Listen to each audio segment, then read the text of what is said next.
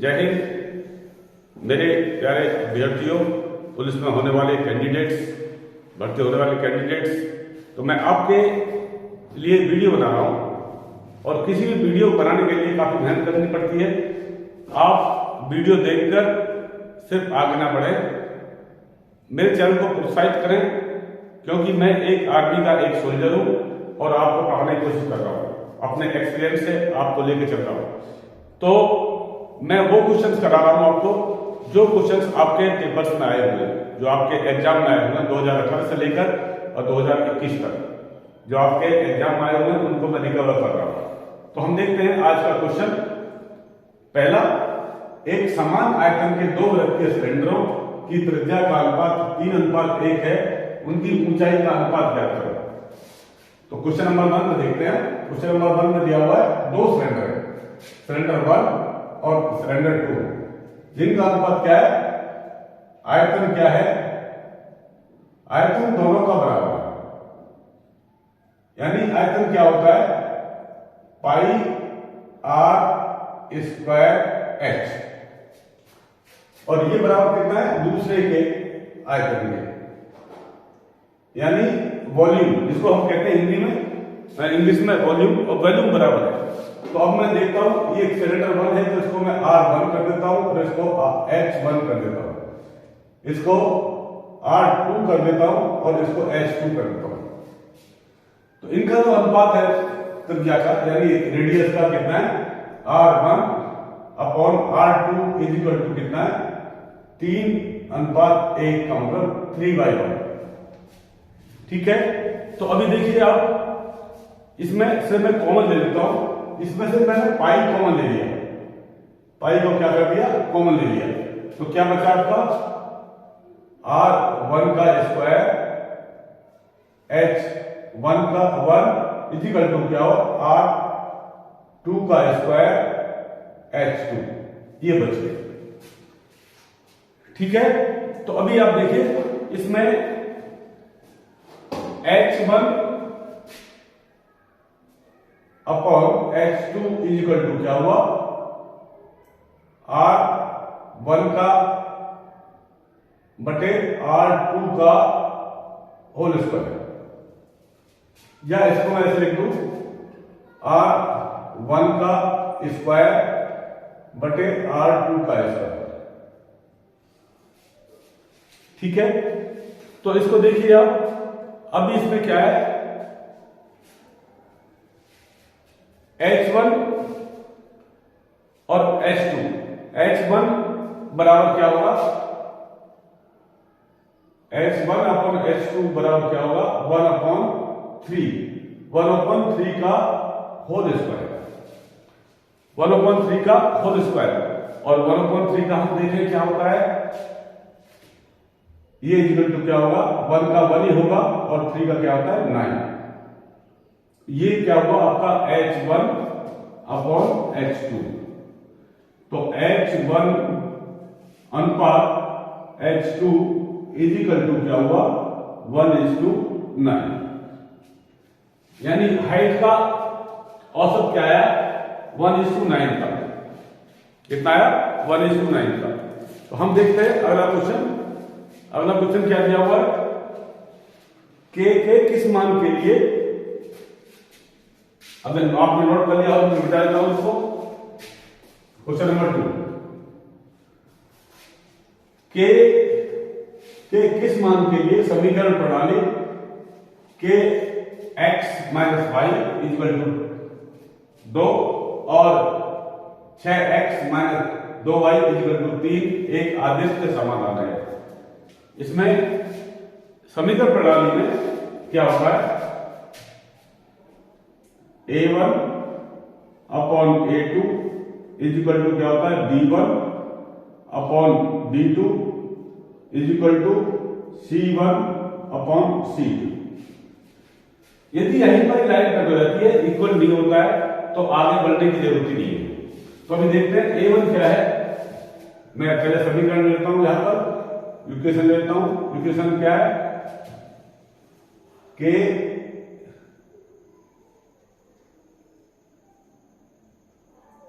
के x minus y is equal to 2 और दूसरा क्या है 6x minus 2y is equal to 3। तो अभी हम इसका देखते हैं सिर्फ a1 अपॉन a2 और b1 अपॉन b2 देखते हैं। तो a1 क्या है इसमें k, a1 क्या है इसमें, ये a1 का है, ये b1 का, ये c1, b1 b2 नहीं sorry a2 b2 and c। तो इसकी वैल्यू रखते हैं हम। a1 का क्या है आपका x का वैल्यू k और इस यहां पर x की वैल्यू कितनी है 6 इसका क्या है कांस्टेंट है, ये कोफिशिएंट है, ये 6 क्या है और 6 और k क्या है कोफिशिएंट है। b में देखते हैं b का कितना है y का 1 है माइनस 1 अपॉन और b2 का क्या है 2। तो अभी देखिए आप इसमें केवल को यदि मैं यहां पर 3 रख दूं तब भी ये क्या है 1/2 क्या होगा प्लस का होगा, लेकिन ये यहां पर क्या माइनस का है, यानी इसका मतलब ये इज इट नॉट इक्वल, यानी ये वाला जो, तो ये क्या है यहां पर क्या है अद्वितीय समीकरण। ठीक है, अब हम देखते हैं क्वेश्चन नंबर 3 में चलते हैं।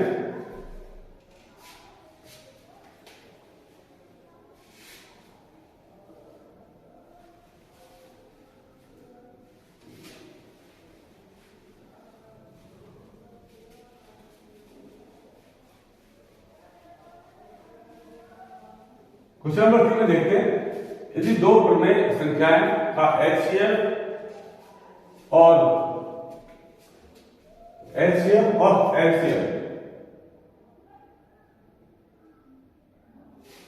समान है तो निश्चित रूप से वो संख्या क्या होगी अभाज्य संख्या होगी, सह अभाज्य संख्या है, संयुक्त संख्या है, डी समान संख्या है। यानी दो क्या है त्रिमेय संख्या है उसके अंदर उसका एचसीएफ और एलसीएम बराबर है, यानी महत्तम समावर्तक और लघुत्तम समावर्तक क्या है बराबर है। तो इसमें देखिए आप एचसीएफ क्या होती है, एचसीएफ बराबर होता है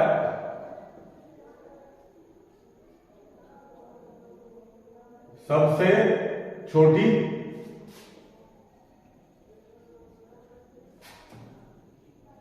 से छोटी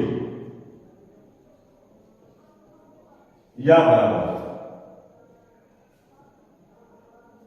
संख्या होती है, उसको हम एचसीएफ कहते हैं। एलसीएम क्या होता है सबसे बड़ी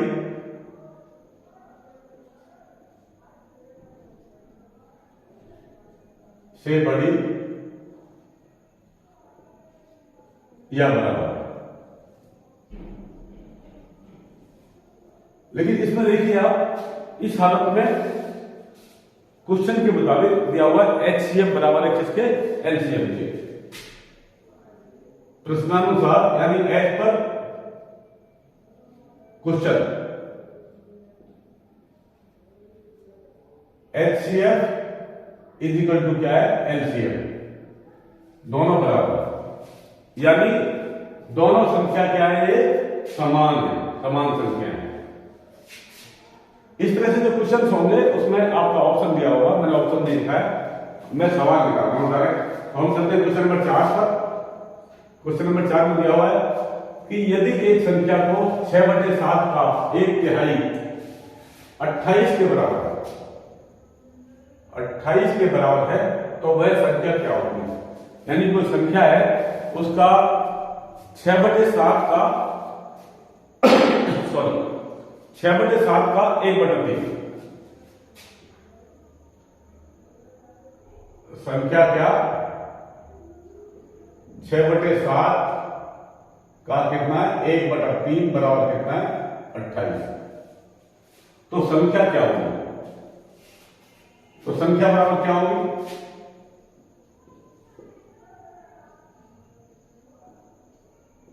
बराबर होगी 7, ये ऊपर पहुंच जाएगा 7 × 3 × 28 बटे कितना होगा 6 × 1 यानी 6 गुणा 1। काटिए इसको, 3 × 3 3 दूनी 6 यानी 3 × 6। इसको काट दीजिए 14 से, कितना हो गया 14 × 7 = 98। तो संख्या क्या आई 98। यही इसका क्या हुआ आंसर। नेक्स्ट चलते हैं हम क्वेश्चन नंबर 5 पर।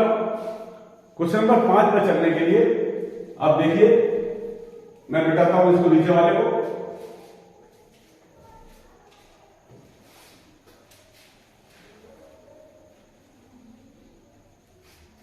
क्वेश्चन नंबर 5 में दिया हुआ है, यदि कोई व्यक्ति 8 किलोमीटर प्रति घंटा की बजाय 12 किलोमीटर प्रति घंटा की गति से चल रहा है, चलकर वो क्या करता है 54 किलोमीटर अधिक चलता है। यानी उसकी स्पीड क्या थी 8 किलोमीटर पर आवर, और उसने कितनी बढ़ा दी स्पीड उसकी 12 किलोमीटर पर आवर की बढ़ा दी। और इतना स्पीड बढ़ाने से वो कितना चलता है 54 किलोमीटर अधिक चलता है। 54 किलोमीटर वो अधिक चलता है। तब तो उसके द्वारा तय की गई वास्तविक दूरी क्या होगी? उसके द्वारा तय की गई वास्तविक दूरी क्या होगी? तो हम देखते हैं क्वेश्चन नंबर 5। समय बराबर होता है, यानी स्पीड कहते हैं 4 बराबर होती है दूरी, जिसको कहेंगे डिस्टेंस, अपॉन टाइम, समय।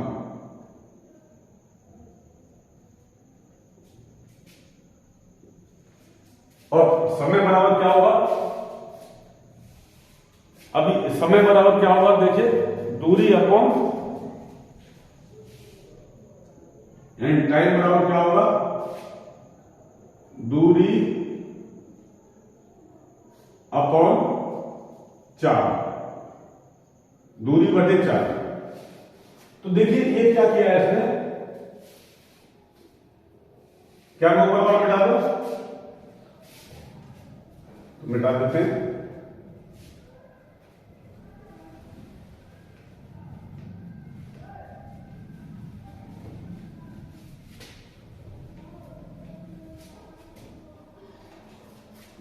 हाँ, तो कितना किलोमीटर था?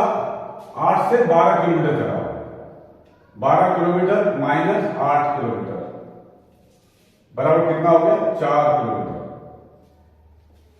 4 किलोमीटर, और 4 किलोमीटर की वजह से कितना टाइम हो गया उसका? 54 किलोमीटर फालतू चल गया। कितना चल गया? 54 किलोमीटर। तो आपका दूरी कितना हुआ? 54 बटे 4। 54 बटे 4 को आप 4 से भाग दें 54 को, तो क्या आएगा? 13.5 बराबर समय कितना आया? 13.5। ये समय है, इतना घंटा है। इतना क्या है? घंटा। अभी इसको देखिए आप, हमें क्या मालूम करना है? दूरी मालूम करनी है। दूरी मालूम करनी है, तो दूरी बराबर क्या होगी? दूरी यानी डिस्टेंस। डिस्टेंस बराबर क्या होगा? यदि वो 13.5 यानी 13.5 उसको घंटे लगते हैं, तो इसकी दूरी क्या होगी? तो दूरी बराबर क्या होती है? समय इंटू 4, समय इंटू 4। ठीक है, चाल क्या थी आपकी? 8 किलोमीटर। 8 किलोमीटर चाल थी, और समय कितना था? 13.5। इसको आप गुणा करें, कितना आ जाएगा? गुणा करने से आएगा 108 किलोमीटर। कितना आया? 108 किलोमीटर। ठीक है, तो अभी चलेंगे हम क्वेश्चन नंबर 6 पर। क्वेश्चन नंबर 6 पे चलते हैं। क्वेश्चन नंबर 6 में दिया हुआ है अन्ना ने किसी बैंक में निश्चित राशि का निवेश किया। अन्ना ने किसी बैंक में निश्चित राशि का निवेश किया जो साधारण ब्याज देती है। 2 साल के अंत में निवेश का मूल्य कितना हो जाता है? ₹240 था 2 साल में, और लेकिन 3 साल के इंतजार के बाद कितना होता है? ₹420 हो जाता है। उसकी आरंभ की मूल राशि क्या थी? उसके जो शुरुआत की मूल राशि क्या थी? तो देखते हैं इस क्वेश्चन को।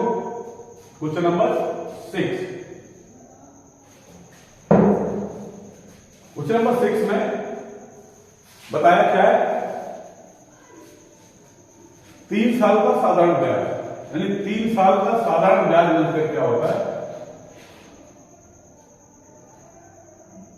साधारण ब्याज 3 साल का साधारण ब्याज कितना होगा?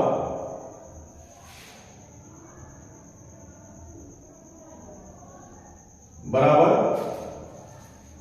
कितना? 420 माइनस 240 बराबर कितना हो गया? 180। कितना हो गया? 180। अभी 2 साल में कितना होगा? यानी ये कितना आ गया? 180। तो 3 साल में कितना है?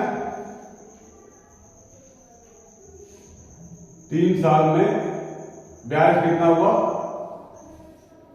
बराबर 180। 1 साल में कितना होगा?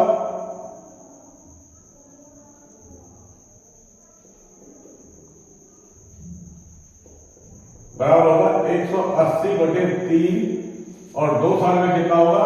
2 साल में ज्यादा होगा, तो 2 साल में ब्याज बराबर होगा 180/3 गुणा 2। काट दीजिए इसको। ये कर दिया 6 बार 60 आया, तो 60 का 2 में गुणा करके कितना आया? 120 रुपए। कितना आया? 120 रुपए। ये क्या है? 1 साल का ब्याज आ गया। अभी मूलधन पूछा है, यानी उसका जो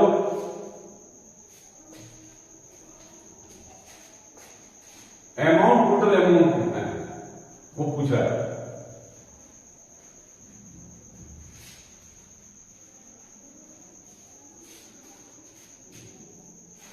तो मूलधन बराबर क्या होगा?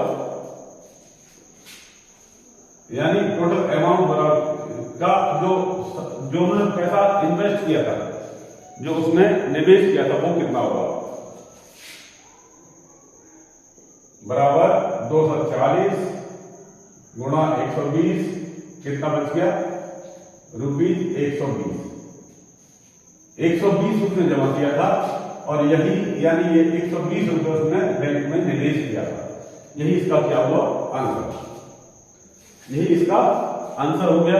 अभी हम चलते हैं क्वेश्चन नंबर 7 पर। तो मैं इसको मिटा देता हूं ऊपर वाले को, आप मेरे साथ चलते हैं।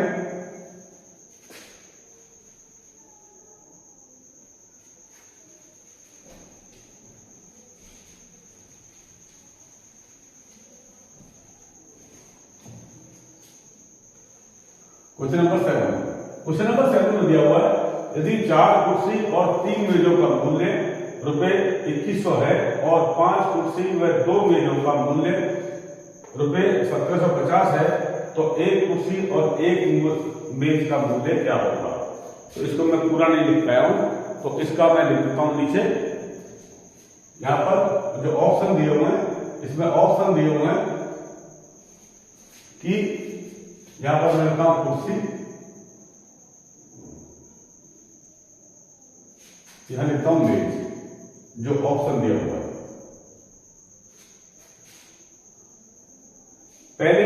पहले ऑप्शन में दिया हुआ है ₹150 एक कुर्सी का, ठीक है, और मेज का दिया हुआ है इसमें कितना? 500 रुपये। मेज का 500 रुपये। ऑप्शन बी में दिया हुआ है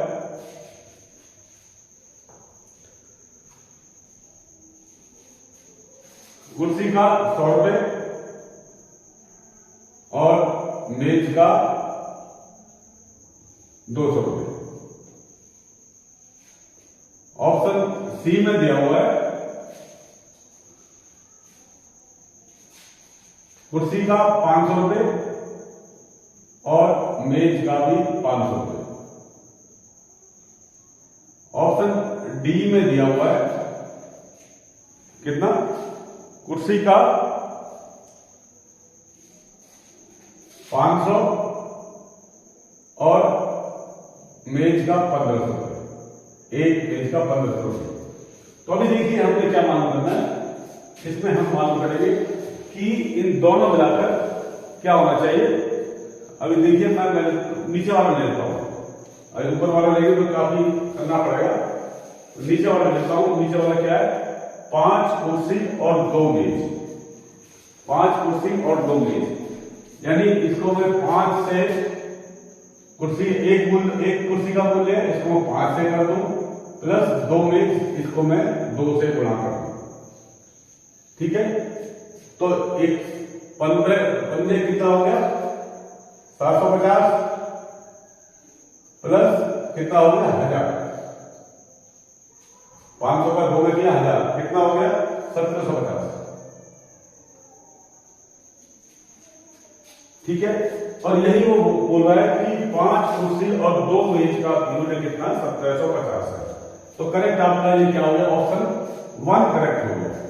बाकी हम कर देखते हैं। चलो, इसमें मैंने 5 से कर दिया, 5 कुर्सियां हैं और 2 मेज हैं, तो ये कितना हो गया, 500 और 2 मेज से कितना हो गया, 400, बराबर कितना हो गया, 900। ठीक है, यहां पर मैंने 5 का कर दिया, प्लस यानी 5 कितना हो गया, 2500,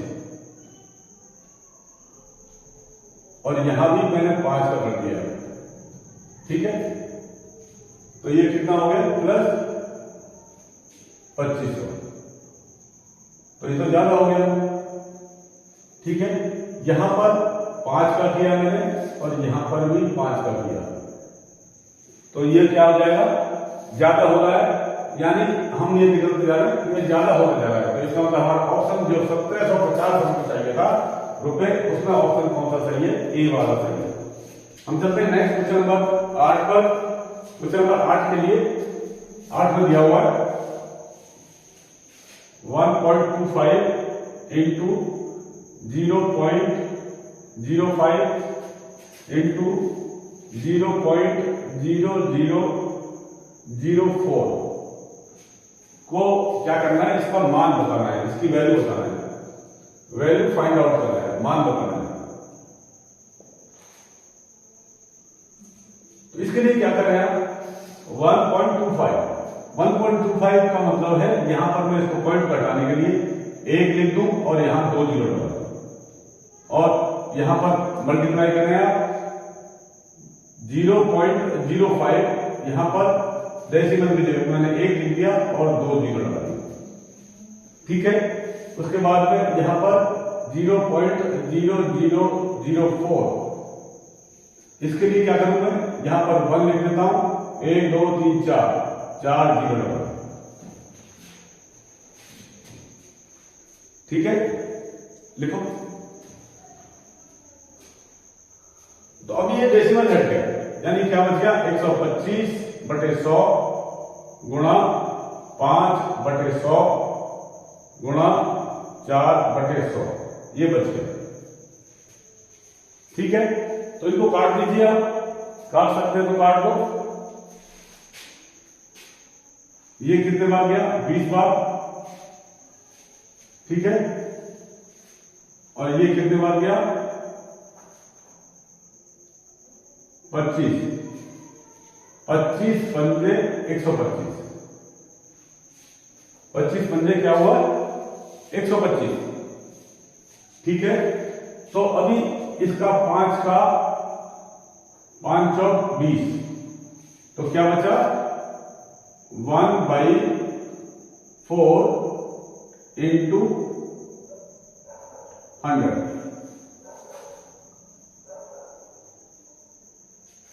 1/4 इंटू क्या बचा 100।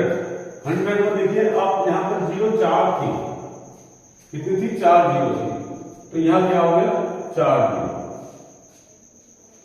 ठीक है, तो इसको मैं लिख दूं, इसका इसको गुणा करेंगे आप तो क्या आएगा 0.25 0.25 और इसके बाद ये क्या है 10 raise to power 4 10 raise to power 4, लेकिन ये नीचे है तो क्या होगा -4। ठीक है, और यही होगा क्वेश्चन नंबर 8 का आंसर। दूसरा ऐसे भी कर सकते हैं 125, दूसरा तरीका बता रहा हूं 100 गुणा 5/100 गुणा 4/, ये रख दिया। अभी आप देखिए इसमें क्या करेंगे हम, इसको गुणा कर लो तो क्या आएगा, इसको इसमें गुणा करेंगे, इसकी इसमें गुणा करेंगे, यानी 5 और 20 की इसमें करेंगे तो कितना आ जाएगा 2500। ठीक है, और बटे आप 10 की पावर कितनी होगी 1 2 3 4 5 6 7 8, कितना हो गया 8 हो गया। ठीक है, अब इसमें से 2 पावर हम कम कर दें और तो क्या बचेगा 25/10 रेज टू पावर 6, यानी 2 मैंने कम कर दिया, ये वाले 0 खत्म कर दिया। ठीक है, अभी इसको हम क्या करें, इसमें भाग देने से क्या बचेगा 0.25 इंटू 10 रेज टू पावर -4। ठीक है, तो ये 2 जीरो यहां खत्म हो गए, यह हुआ इसका आंसर। हम चलते हैं नेक्स्ट क्वेश्चन पर, क्वेश्चन नंबर 9 देखते हैं।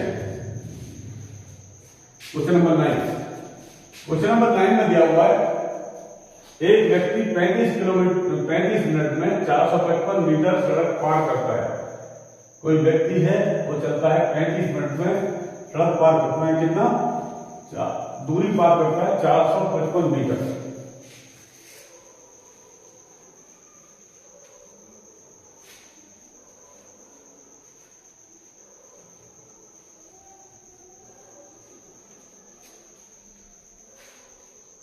Question number 9।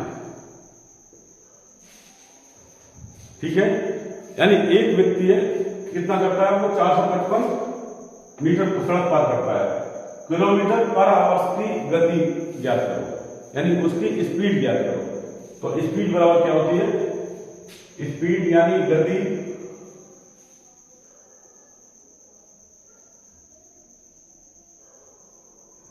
बराबर डिस्टेंस यानी दूरी बटे समय, दूरी बटे समय, डिस्टेंस बिंदु और समय क्या होता है टाइम। ठीक है, तो अभी इसका कितना था 455 कितने समय में करवाया वो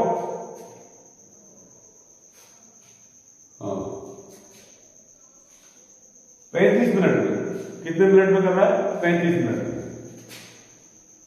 35 मिनट में। मैं इसको सेकंड बना देता हूं, पहले मिनट का क्या कर दिया मैंने सेकंड बना दिया, क्योंकि मीटर पर सेकंड में अभी क्या है मीटर पर सेकंड में आ गया, पहले क्या था मीटर पर मिनट में था, अभी ये मीटर पर सेकंड में आ गया। तो अभी इसको हम क्या करते हैं आवर्स में चेंज करेंगे। आवर्स में चेंज करने के लिए क्या करना है 455 बटे 35 गुणा 60 गुणा 18 बटे 5, काटिए इसको आप 6 दिया 18 6 दाम 60। ठीक है, 5 से इसको काट दो, 5 ने 45 5 में 5। ठीक है, अभी क्या करेंगे आप, चलिए आपको 91 इंटू 3 बटे 35 गुणा 10, ये मिल गया 35 गुणा 10। तो ये कितना हो गया आपका 3 एकम 3, 3 में 27 और बटे 350 ये आ गया। अब इसको 350 से 273 को भाग देंगे तो क्या मिलेगा आपको 0.78 हमें क्या बता रहा है, वो क्या पूछ रहा है, उसकी गति पूछ रहा है, स्पीड पूछ रहा है।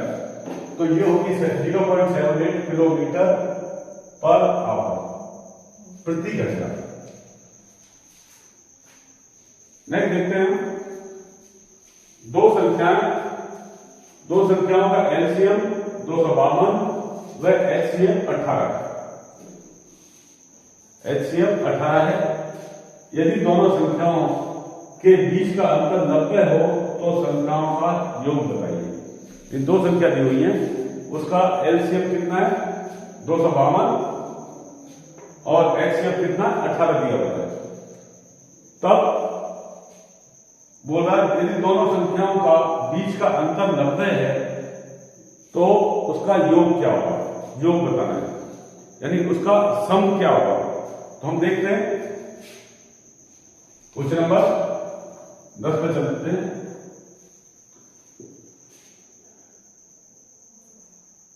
पहले क्या है एलसीएम। एलसीएम कितना है 252।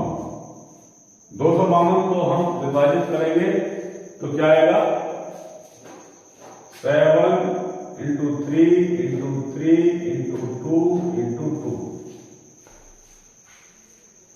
ठीक है, तो इसको यदि मैं ऐसे लिख दूं 7 गुणा 2 गुणा 3 की रेज़ टू पावर 2 गुणा 2। ठीक है, और एचसीएफ क्या है आपका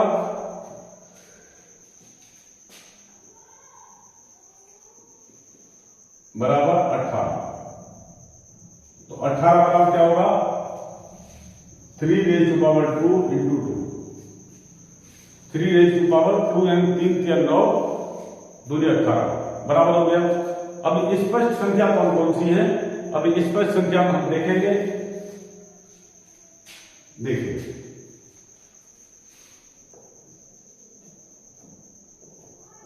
अभी हमको दो संख्या मिली, दो संख्या मिली हमको। पहले इसमें देखिए पहली संख्या क्या मिली हमको 3 raise to power 2 into 7। 3 raise to power 2 into 7 यानी 3 रेज़ टू पावर 2 इंटू 7 और इंटू 2 क्या मिला इंटू 2। अब देखिए आप यदि मैं इसको लिख दूं 3 रेज़ टू पावर 2 इंटू 2 और इसको कर दूं इंटू 7।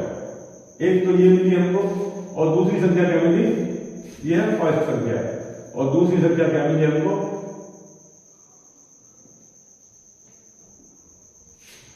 बराबर 3 raise to power 2 into 2 into 2। यहां पर देखो ये और दूसरी बार ये वाला। ठीक है, तो ये बराबर कितना होता है उसको देखते हैं हम। 3 या 9 दूनी 18 सत्ते। देखें आप 18 सत्ते कितना होगा,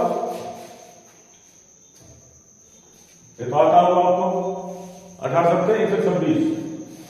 कितनी मिली 126 और 3 या 9 दूनी 18 दूनी 36।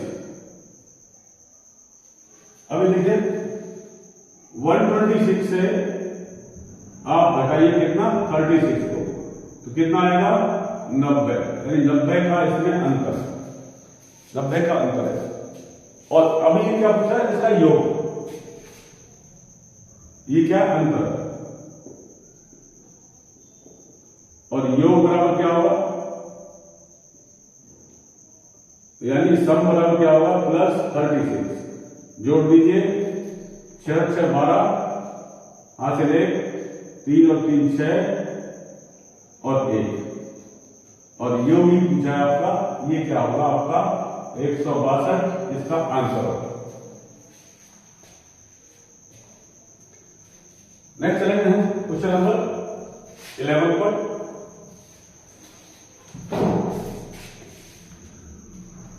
क्वेश्चन नंबर 11, दो राशि दी हुई है, उसमें पूछता है कि कौन सी राशि दी है, 4052 और 12576 का HCF होगा। इसके ऑप्शन दिया हुआ A 4, B 9, C 12, D 148। तो इसका HCF क्या होगा बता रहा है, ठीक है। तो अभी हम पहले लेते हैं 4052। 4052 में हम देख रहे हैं इसके HCF के लिए हमें क्या करना है, इसका HCF कितना होगा मान करना हमें, 4 है, 9 है, 12 है या 148 है। कोई भी संख्या यदि 3 से घटती है तो 9 और 12 हो सकता है, लेकिन हम देखते हैं 3 से घटने के लिए क्या होना चाहिए, 2 और 5 7 और 4 11, 3 से नहीं घटेगी। यानी ये संख्या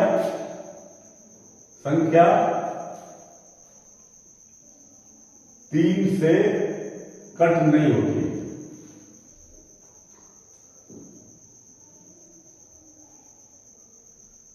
कट नहीं होती, ठीक है। तो कट नहीं होती तो इसका मतलब हमारा ऑप्शन बी नहीं है और सी भी नहीं है, दोनों नहीं है। तो अभी देखते हैं हम 48 148 हो सकता है भाई, HCF तो 148 नहीं हो सकता। HCF क्या है, बहुत कम होता है HCF 148 तो हो ही नहीं सकता। और HCF के लिए हम क्या करते हैं, हम देखते हैं 148 को, हम 148 का हम देखते हैं कैसे डिस्ट्रीब्यूट होता है। 148 बराबर 37 गुणा 2, 74 हो गया, 74 गुणा 2, ठीक है, ये 74 गुणा 2 हो गया। अभी ये 37 148 कट नहीं हो रहा है, किससे देखें, 8 4 12 और 1 13, यानी ये भी कट नहीं हो रहा है, 9 से कट नहीं हो रहा और 12 से कट नहीं हो रहा, और ये स्वयं भी 37 से कट नहीं हो रहा है। तो इसका मतलब 148 भी नहीं है, 148 भी नहीं है। तो ऑप्शन क्या सही होगा आपका, 4, क्या होगा 4, यानी A, option 4 is correct. Question number last 12 रह गया। ABC एक समभुज त्रिभुज है जिसकी भुजाएं 4 सेंटीमीटर, यानी एक ऐसा इक्विलेटरल ट्रायंगल है जिसकी सारी भुजाएं बराबर होती है। कोई त्रिभुज है, त्रिकोण है, कोई ट्रायंगल है जिसकी की तीनों भुजाएं क्या है, बराबर है। Question number 10, sorry question number 11 12, कोई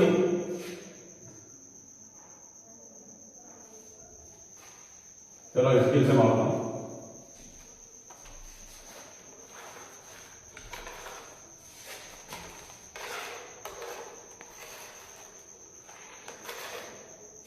चलो निकल जा भाई, क्यों नहीं कर रहा है।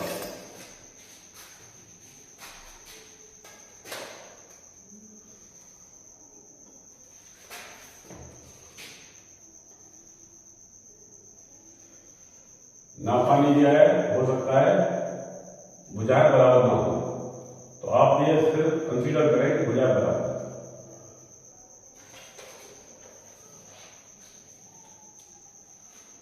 ए बी सी, ये भी तो मुझे इसकी ये सारी भुजाएं क्या है, बराबर है, यानी कितना है ये 4 सेंटीमीटर। तो ये 4 सेंटीमीटर, तो ये 4 सेंटीमीटर। अभी इसके बीच में क्या दिया हुआ है, समभुज त्रिभुज, यानी बराबर की भुजाएं 4 centimetre. A B BC and AC के मध्य में PQR पॉइंट दिया हुआ है। बीच में क्या दिया है यहां पर P, यहां Q और ये R, ये पॉइंट दिए हुए हैं। इनको हम मिला लेते हैं।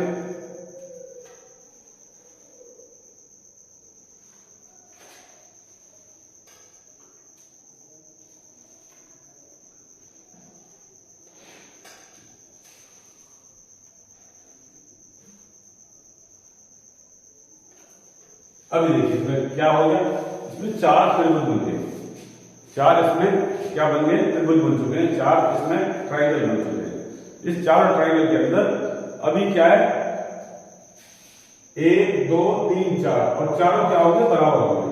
तो अभी पूछ रहा है वो PQR का क्षेत्रफल क्या होगा, इसका एरिया क्या होगा, इसका क्षेत्रफल क्या होगा, PQR का क्षेत्रफल क्या होगा, यानी ट्राइंगल PQR का क्षेत्रफल, क्षेत्रफल को क्या बोलते हैं, एरिया, एरिया, ठीक है। एरिया बराबर क्या होगा, तो किसी भी त्रिभुज का एरिया, अब इसके 4 हिस्से हो चुके हैं, तो क्या कर देता हूं मैं, 1/4 इंटू क्षेत्रफल,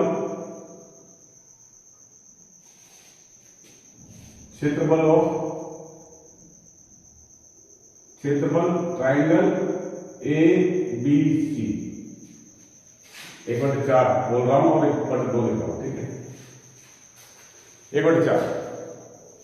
तो अभी देखिए ये क्या होगा, ABC का 1/4, ABC का 1/4 हो गया, चौथा हिस्सा है। तो ये बराबर क्या होता है, अभी क्या आएगा, बराबर 1/4 इंटू ABC का क्षेत्रफल। ABC का क्षेत्रफल क्या है आपका, √3/4 इंटू 4 का स्क्वायर,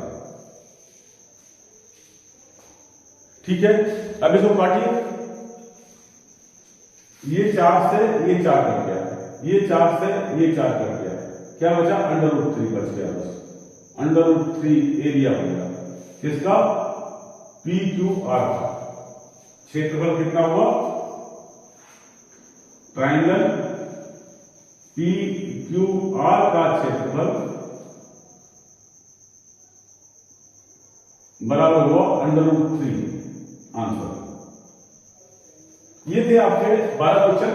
इसी तरह के क्वेश्चन मैं आपको प्रतिदिन देता रहूंगा, यानी डेली ऐसे क्वेश्चन चलाऊंगा, जो कि आप देखते रहे, करते रहे, आप मेरे साथ चलते रहें।